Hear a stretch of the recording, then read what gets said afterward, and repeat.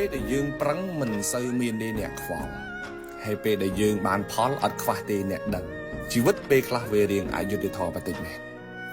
នៅក្នុងជីវិតរស់នៅរបស់យើងត្រូវប្រាប់ខ្លួនឯងថារស់គឺត្រូវតែប្រឹងដើម្បីឲ្យខ្លួនឯងផ្លាស់ប្ដូរប្រឹងដើម្បីឲ្យខ្លួនឯងនឹងទៅមុខអ្នកមិនចាំបាច់ទៅបញ្យល់ប្រាប់អ្នកដតីពីការលំបាករបស់យើងទេវាគ្មានតម្លៃអីទាល់តែសោះ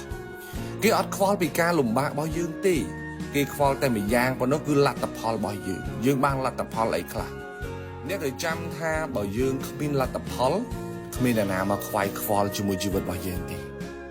នៅពេលដែលយើងខិតខំប្រឹងប្រែងពេលខ្លះបិទតិចបានបិទតិចខ្លះទៅ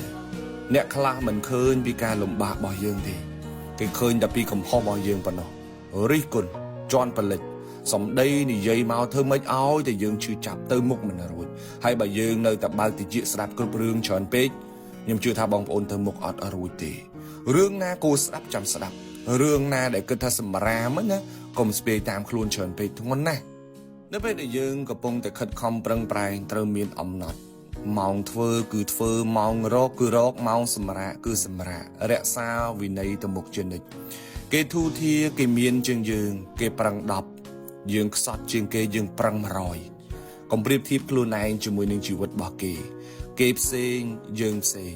ប្រាប់ខ្លួនឯងថាប្រឹងរាល់ថ្ងៃនឹងដើម្បីអ្នកណា